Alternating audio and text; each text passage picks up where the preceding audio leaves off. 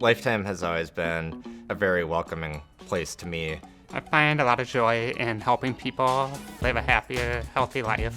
and it just seemed like the best career if I could make a living doing that. I'm Patrick. I'm a dynamic personal trainer. And I'm Mike, a personal training leader at Lifetime. What I love about Lifetime is fitness is for everybody. No matter who you are, where you come from, what you're born with, it's what you do with your heart, being the best version of yourself. And it's always deeper than what that goal is. We have everything all in one place, making things more accessible. You're really increasing access for everybody.